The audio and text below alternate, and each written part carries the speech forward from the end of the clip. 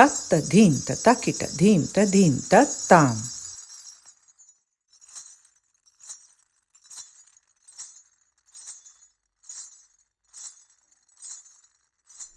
Hello there, welcome to my channel.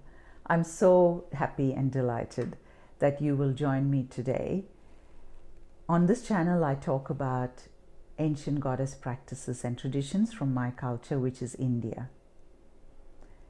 And today I wanted to share some reflections on how a spiritual practice can become stuck at times, especially for us, you and me, as women.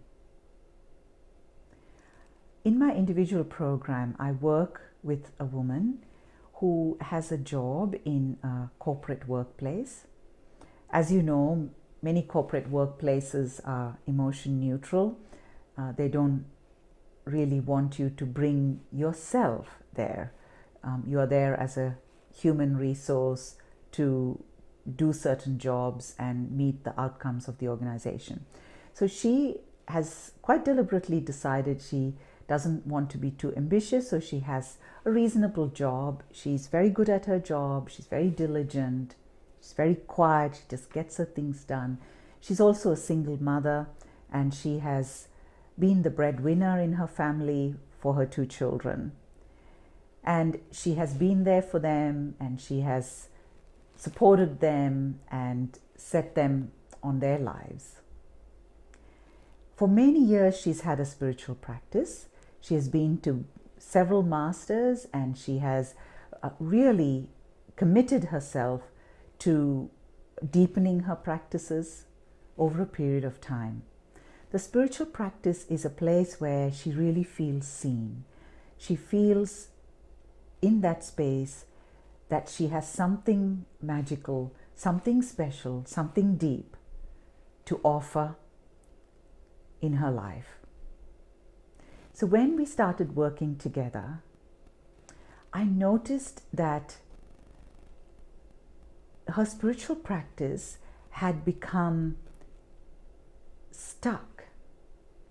And what I mean by this is that because it was so important for her,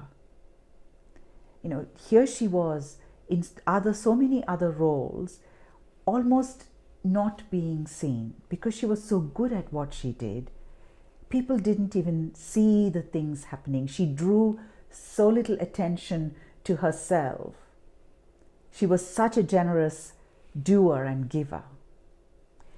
And the spiritual practice was literally the only place where she felt seen and acknowledged. And because it was so important for her, she had really set it, and it was almost like she had nailed it down. And suddenly, there she was with this yearning for something that was present, something that was playful, and something that was nonlinear. Because suddenly, the spiritual woman had also become a role, just like the role of the corporate officer, the role of the mother, the role of the friend. This had become another role. And it had lost its aliveness. And it had lost its non-linearity, its playfulness. And so the goddess practice, it starts with coming into your playful self, coming into the youth, it's called, but it's not about the age. It's about coming into the self without any past. It's that self which is amazed, in amazement. Everything is new. You see with new eyes. Everything is alive. It's a self that has no time. You're just in the moment playing, so you're not coming from anywhere, and you don't have anywhere to go. You don't have anything particular to achieve. You are just there, just like children are, just playing. And you are in abandon. You are happy to be taken. You can fly off the ledge without a parachute, and the wings will you will trust that the wings will come. It's that kind of abandon. And so that is the start of the goddess practice. And that really helped her to realize what she needed to bring to her spiritual practice to enliven it again, so that it can really be for her what she needed it to be in her life. So I do hope that you will send me your thoughts and any comments or questions you have in the comment section below. Thank you so much for joining me, and I look forward to your company again.